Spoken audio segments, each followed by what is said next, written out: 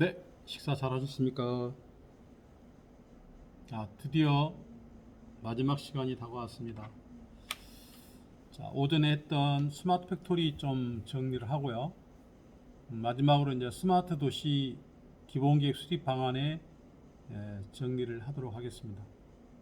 사실 우리 이제 지방자치단체나 광역단체에 계신 분들은 스마트 도시나 스마트 그린 빌리지나 스마트 그린 산당 같은 종합계획 수립하는 용역에 감독님들을 할 수 있기 때문에 관련된 용어 정의를 우리가 잘 이해해서 여러분들 하고 계시는 행정 업무를 잘 하시기를 희망하는 측면에서 지금 우리 라파에서 이 ICT, IoT 통신망 구축 활용에 대한 그런 과목을 개설해서 강의를 진행하고 있습니다. 자, 오전에 설명드렸던 스마트 팩토리는 관련된 법은 거의 없고요. 표준이 2016년에 3개가 제시가 됐다. 그 표준에 따라서 구조, 정의, 프레임워크인데 그 프레임워크를 지금 설명드리고 있습니다. 프레임워크는 크게 6개로 비전과 전략, 목표와 성과, 기업 경영에 관한 정보 시스템, 제휴 운영에 관한 정보 시스템, 그 다음에 기계와 제어에 해당되는 바로 기계 설비의 자동화죠. 마지막으로 이 5가지가 되기 위해서는 기본적으로 이 8가지의 추가적인 기반 기술이 지원이 돼야 된다 하는 것이 바로 프레임워크의 핵심이 되겠습니다. 자, 요 핵심 내용은 생략하도록 하겠고요. 바로 프레임워크의 그림이 바로 이 그림입니다. 말씀드린 5개 핵심의 비전과 전략, 목표와 성과, 기업 경영 정보 시스템, 제조 운영 정보 시스템, 그 다음에 기계 제어 시스템, 이걸 이루기 위한 기반 기술이 이쪽에 표현되어 있고요. 그러면 기반 기술을 통해서 우리가 얻고자 하는 핵심 기능이 뭐냐? 이게 바로 6가지 통합과 연결입니다. 자, 그러니까 지금 기업 경영을 위한 정보 시스템이나 제조 운영을 위한 정보 시스템이나 기계 제어 설비가 각각 운영되던 것들을 통신망을 통해서 또는 인터넷망을 통해서 이걸 다 통합하고 연결시켜 보겠다. 그게 스마트 팩토리의 핵심 기능 첫 번째입니다. 이렇게 연결이 되면 통신에 의해서 양방향 통신뿐만 아니라 실시간 체계가 구축되기 때문에 실시간으로 정보를 수집하고 분석하고 이걸 또 모니터링 하게 된다. 더 나아가서 이거에 따라서 유연하게 또 신속하게 어떤 우리가 기능에 대응할 수 있다. 더 나아가서 설비들이 많이 있기 때문에 이 설비들이 이상이 발생했으면 바로 대응할 수 있게 된다는 거죠. 추가적으로 오늘 주제는 바로 에너지 관련된 거죠. 그러니까 디지털에 관련된 지능화와 그린에 관련된 에너지 관리 기술도 핵심 포인트다. 그래서 지금은 스마트 팩토리 그렇게 해야지만 스마트 그린 팩토리라고 해서 우리 산업자원부에서 지원해주고 있고요. 또 스마트 크린 팩토리라고 해가지고 환경부에서 또 정부 지원을 해주고 있습니다. 이런 것들이 다 우리 지자체 입장에서는 중앙정부인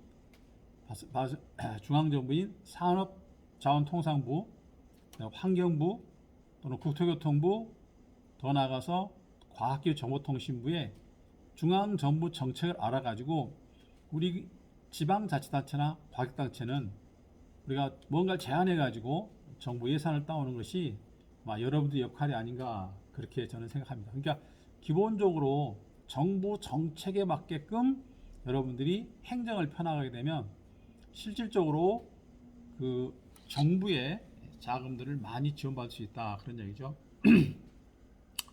기준 관리는 주로 데이터가 쌓이는 거죠. 데이터가 쌓이는 것. 그래서 데이터 입각에서 모든 것들을 관리하는 틀을 가져가겠다. 그게 핵심 기능이 되겠습니다. 자, 그래서 기반 기술은 크게 8가지인데요. 가상 세계와 현실 세계의 실시간 연결이다. 자, 이거를 우리가 사이버 피지컬 시스템, 또 다른 표현은 디지털 트윈, 또 다른 표현은 우리가 메타버스 이런 말 하는 거죠. 저도 어제 황창 교수님한테 오전에 쭉 수업 들으실 때 이런 트렌드에 대해서 이야기하시면서 마지막 결론을 그렇게 말씀하셨잖아요. 기술의 트렌드를 읽으시길 바랍니다. 그래야 여러분들이 정책을 입안할 때 올바른 정책을 입안할 수 있다. 그런 멘트를 하셨지 않습니까? 사이버 피지컬 시스템, 디지털 트윈. 두 번째는 클라우드 컴퓨팅. 직접 공유된 정보 통신 자원을 가상으로 제공한다. 우리 행정기관에서는 클라우드 컴퓨팅이 뭐냐면 어떤 서비스를 제공하는데 순간적으로 필요한 서비스가 있다는 거죠. 예를 들면 6월 1일 날 선거를 지방자치단체 선거를 하는데 그 어떤 이벤트를 위해서 특별하게 정보통신 자원이 필요하면 구매를 할 것이 아니라 바로 클라우드 사업자로부터 그런 정보통신 자원을 임시 빌려 쓰고 임대를 제공하는 방법을 클라우드 컴퓨팅이다 라고 했고, 제가 수요일 날 그런 말씀을 드렸죠.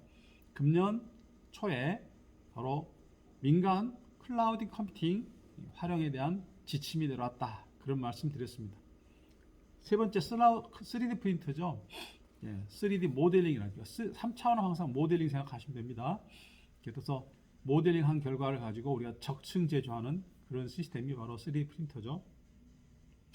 빅데이터입니다. 데이터가 많고 적고, 어제 황 교수님께서 이제 빅데이터 분석에 대해서 이야기했죠. 데이터가 많은 게 중요한 게 아니라 그걸 어떻게 우리가 분석해서 활용을 할 거냐, 그런 말씀하셨죠. 어제 뭐 장애인 뭐 이렇게 학교 유치하는 문제 때 이야기했는데 결국은 똑같았다 했지 않았습니까? 자, 네 번째는 그렇고요. 다섯 번째는 에너지 절감 기술입니다. 자, EMS 또는 PEMS죠. 홀로그램, 3차원 간 사진, 그다음에 스마트 센서. 스마트 센서는 옛날에 우리가 IoT 칩이라고 했었는데 그 칩에 VY 인터넷 주소를 가지면 인터넷망에 연결되죠. 그래서 옛날에는 센서 그러면 작았는데요. 지금은 이제 센서가 뭉탱이로 나오죠. 그룹으로. 그러면서 나온 게 이제 바로 자동차죠, 자동차.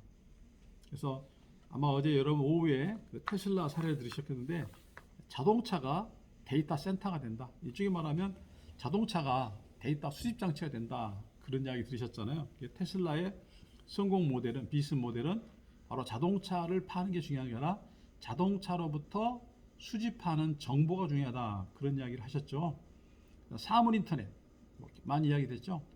사물의 지능화, 인터넷망 활용. 인공지능, 자율적으로 인지하고 학습하고 추론하는 기능이다. 이런 것들이 다 우리 스마트 공장의 기반 기술이다 라고 운영관리 시스템에 정의가 되어 있습니다. 그래서 오전에 잠깐 말씀드렸듯이 수준이 5단계입니다. 1. 체킹, 2. 모니터링, 3. 컨트롤, 4. 옵티마이제이션, 그 다음에 자율, 오토노머스. 그래서 뭐 말씀드렸듯이 현재 우리나라 중소기업 공장은 수준 1 또는 2 단계로 올라가고 있고요. 그 다음에 대기업들은 3 또는 4단계로 올라가고 있다.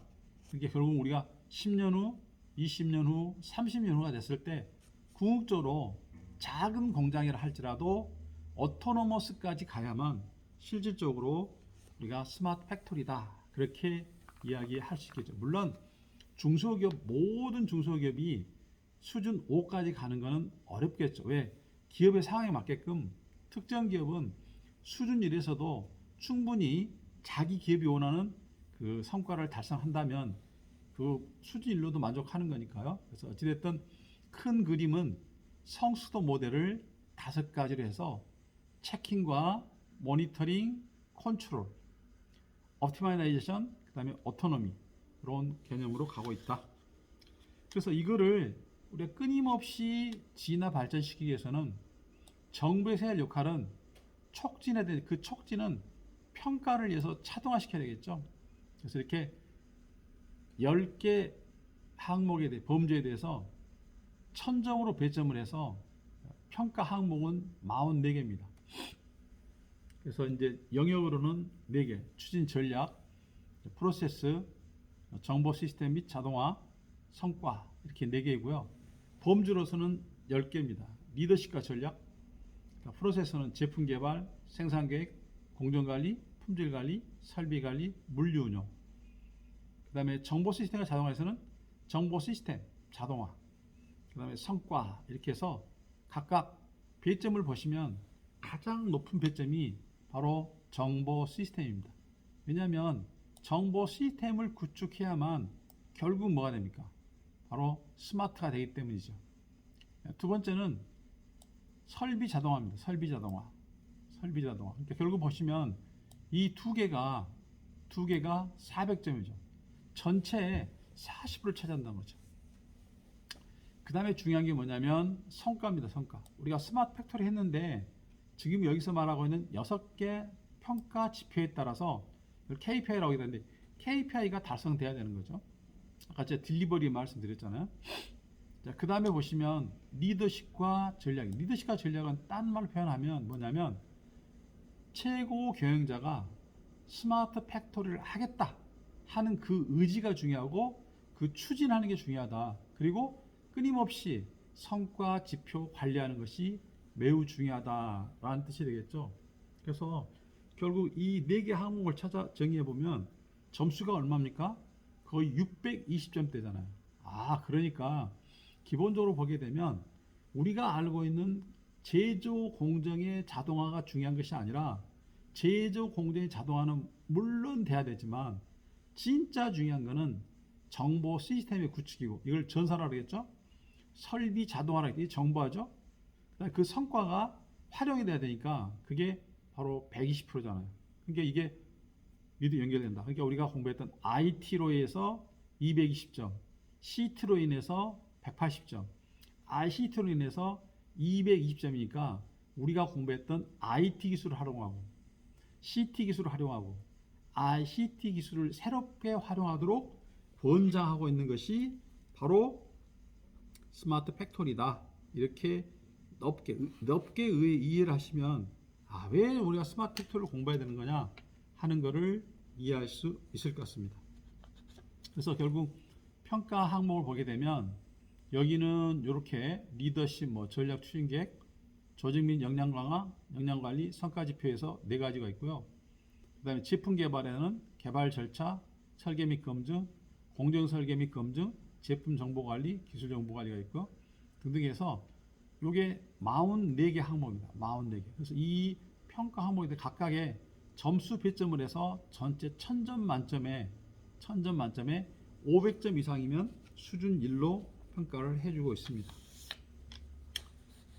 자, 그래서 이 평가를 평가 지표 항목을 좀 보도록 하겠습니다. 자, 리더십과 전략은 4개인데요. 리더십입니다. 리더십이란 말 한마디로 말하면 최고 경영자가 스마트 팩토리에 관련된 제대로 된 인식을 가지고 추진하려고 하는 의지가 있느냐 없느냐, 그게 리더십입니다. 그러니까 옛날처럼 자기 경험에 의해서 기업을 경영하는 것이 아니라 데이터에 의해서 우리가 스마트 팩토리를 하겠다, 그런 의지, 그런 계획, 그런 추진력, 그 성과 평가, 이런 것들을 총괄적으로 우리가 리더십 이렇게 표현합니다. 리더십이 구현되려고 하면 본인이 하는 게 아니잖아요. 반드시 전략이 필요하죠. 전략이 필요하고, 두 번째는 전략을 수행할 수 있는 계획이 필요하죠. 그래서 전략 및 추진 계획을 반드시 작성해서 그 전략과 추진 계획에 의해서 스마트 팩토리를 이루어가야 되겠죠. 그러면 추진 계획이 나오면 그거를 하기 위한 우리가 조직 또는 역량 관리 필요하죠. 이 조직이라면 조직 구성원까지 포함하는 거죠. 근데 역량이란 말은 뭐냐면 그 구성원들이 현재는 스마트 팩토리와 관련된 능력이 부족하지만 어떤 단계를 거쳐서 그 훈련과 교육을 통하게 되면 바로 역량을 갖출 것이다. 그걸 우리가 갖춰나가서 우리가 조직 및 역량 관리다. 그 다음에 성과 지표 관리죠. 우리가 뭐 비전 있고 의지가 있고 또 전략을 세우고 계획을 수립하고 사람을 뽑고 사람을 교육시키고 그렇게 한 목적들은 뭐냐면 우리 조직이 이루고자 하는 그 성과 지표를 제대로 이루고 있느냐 없느냐 그거를 보는 것이 중요하다. 그래서 이 네 가지를 리더십과 전략 항목으로 해서 평가를 해서 100점을 부여하니까 하나당 한 25점씩 배점을 받고 있다. 그렇게 이해하시면 되겠죠. 두 번째는 제품 개발입니다. 사실은 이제 전통적인 제조 부분에서는 이제 제품 개발에 상당히 신경을 많이 쓰겠죠. 그리고 이거는 또 우리가 그동안에 많이 해왔던 겁니다. 그래서 제품 개발 절차, 우리가 일종의 말하면 절차서를 만들어야 되죠. 그 다음에 설계하고 그걸 검증해보고 또 공정 설계해보고 검증해보고 또 제품 정보를 관리하고 우리가 이제 뭘 만들려고 하면 부품이 있어야 되잖아요. 그 부품을 갖다 우리가 뭐 하는 걸 BOM이랍니다. BOM. 아마 여러분 공장 가면 BOM이라는 이야기를 많이 드실 겁니다. 아까도 말씀드렸지만 여러분들이 만약에 지역 경제과에 계시면서 공장에 관련된 일을 하신다 하면 가장 많이 있는 단어가 아마 MEMS라든가 보험이라든가 이런 단어들을 많이 들어요. 보험이란 말은 이제 BOM이라고 합니다. BOM. 그냥 영어 발음하면 보험이고 단어로 하면은 BOM이라고 이야기하거든요. 이런 단어들을 많이 쓰실 겁니다. 대표님들이. 그다음 마지막에 기술 정보 관리인데 이 기술 정보는 너무너무 중요하죠. 앞에서 말했던 뭐 전략이 됐든 계획이 뭐든 실행이 됐든 조직이 됐든 영역이 됐든 다 이것들이 문서화되지 않으면 안 되죠. 문서화되지. 그래서 이 문서화를 시켜주는 것이 바로 뭐냐? 국제표준의 9001이라고 하는 품질 경영 시스템입니다. 품질 경영 시스템입니다. 자, 우리나라는 사실은 60년대부터 시작해서 고도 성장을 하다 보니까 상황에 따라서는 체계적이지 않고 또 그 체계적으로 정리했던 것들이 정리 안 된 상태로 존재해 왔을 수도 있습니다. 그러면 지금은 어떠냐?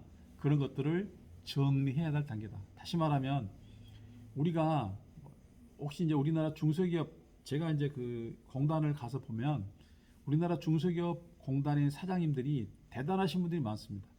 대단한 게 뭐냐면 옛날에 학교 졸업해가지고 정말 열심히 해가지고 중소기업 제조업을 하고 있기 때문에 자기 나름대로 어마어마한 실력자라고 믿고 있거든요. 사실은 그거는 편협된 생각이죠. 그렇다고 해서 제3자 가서 당신 그런 사람이야 라고는 말할 수 없지 않습니까? 그래서 그런 것들을 조심스럽게 우리가 권장할 수 있는 게 뭐냐면 사장님도 나이가 드시고 또 기억력이 점점 사라지시니까 정리해가지고 우리 전 직원들이 공유할 수 있도록 품질 경영 관리합시다 라고 하는 게 기술 정보 관리입니다. 그래서 이 기술 정보 관리에서 필요한 기술 중에 하나가 홀로그래피라는 기술들이 바로 그죠. 기술 자료를 일반적으로 2D로 만들어서 또는 문자화 시켜서 그냥 저장할 수도 있지만 2D 그림을 만들 수도 있고 3D에서 우리가 BIM을 만들 수도 있고요. 더 나아가서 이런 것들을 홀로그램 만들어서 3차원을 해서 우리가 실시간으로 가상공간에서 볼 수 있도록 해주는 것들도 바로 제품 개발에서 필요하다. 궁극적으로는 내가 개발을 해왔던 제품이 어떤 상태로 되는가를 실제로 제품이 출하되기 전에 가상공간에서 그런 것들을 관리해보는 것, 그것이 바로 여기서 말한 기술 정보 관리다. 그렇게 이해하시면 됩니다. 자, 네, 생산 계획 관리죠. 이거는 실질적으로 우리가 이제 생산량을 결정하는 거죠. 그러려고 하면 가장 중요한 게 수요입니다. 수요에 맞게끔 해야 되죠. 예를 들어서 just in time이라고 하는 것은 소비자가 원할 때 바로 물건을 공급한다 그런 뜻이거든요. 내가 물건을 생산했고 재고를 가지고 있으면 그만큼 원가가 높아지잖아요. 재고 없이 만든 즉시 물건이 팔려 나오려고 하면 바로 소비자의 수요를 잘 파악해 가지고 그 주문에 실시간으로 대응하는 게 굉장히 중요하겠죠. 그런 컨셉들이 바로 생산계획이고 이거는 나중에 경영 공부하시면 아시겠지만 마케팅 전략과 연관되죠. 다시 말해서 소비자가 원하는 물건을 만들어야 되지 소비자가 원하지 않는 물건은 만들어봤자 팔리지가 않습니다. 재고만 쌓이면 그 재고를 우리가 속칭 다른 말로 악성 재고라고 이야기해요. 악성 재고. 쌓이면 쌓일수록 좋지 않다는 이야기죠.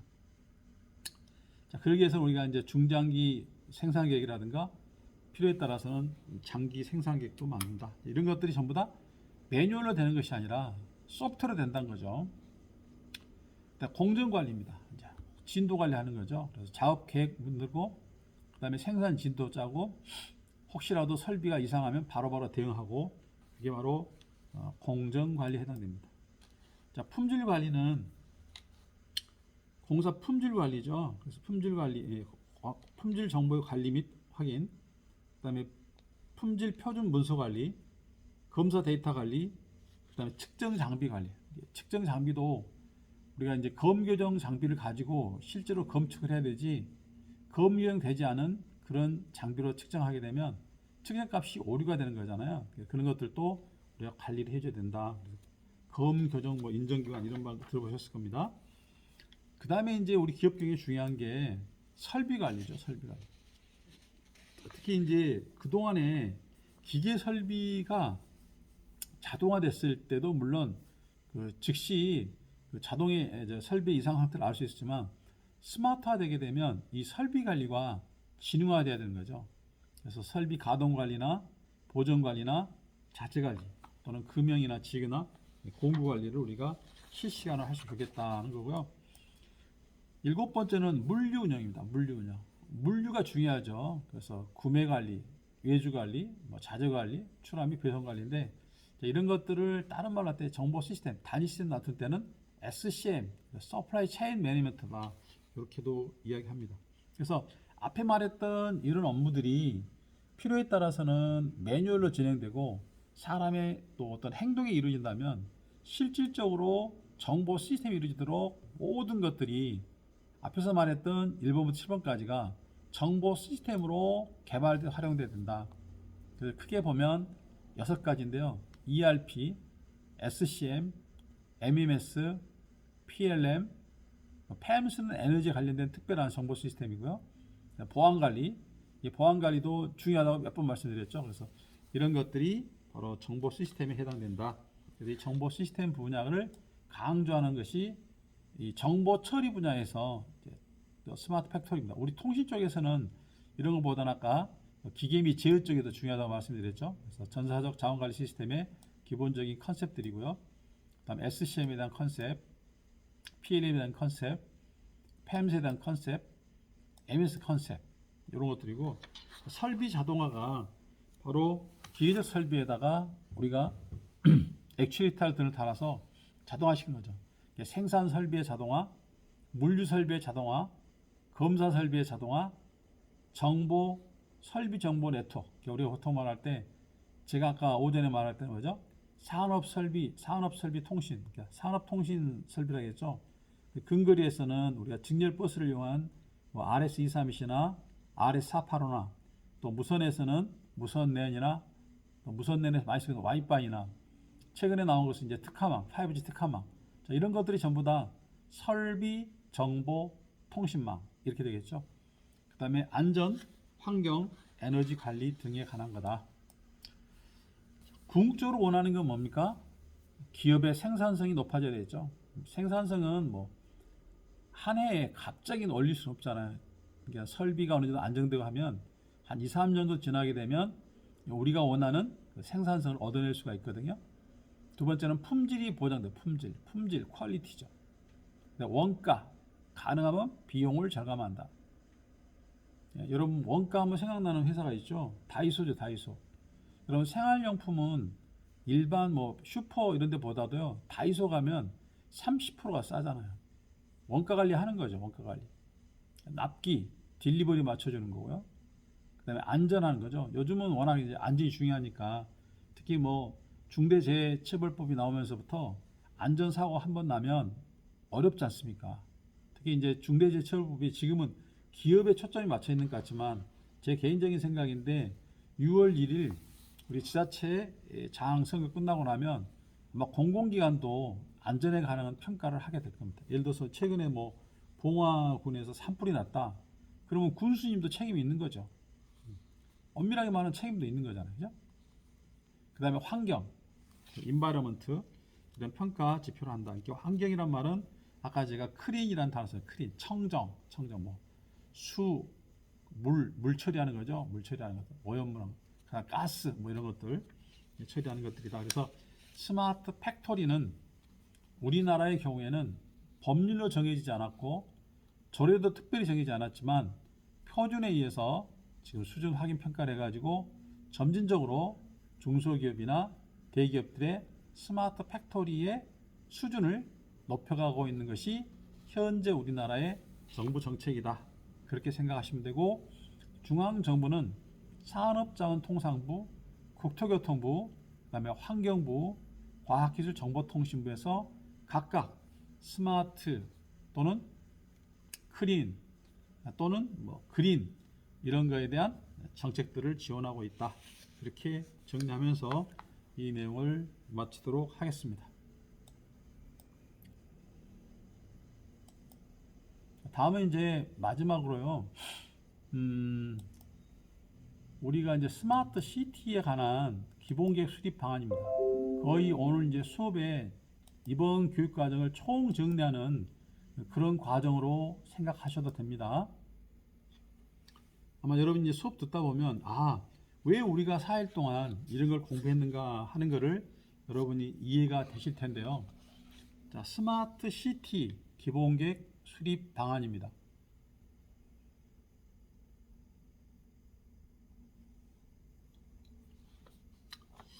자, 지금까지 우리가 했던 걸 한번 정리해 볼까요?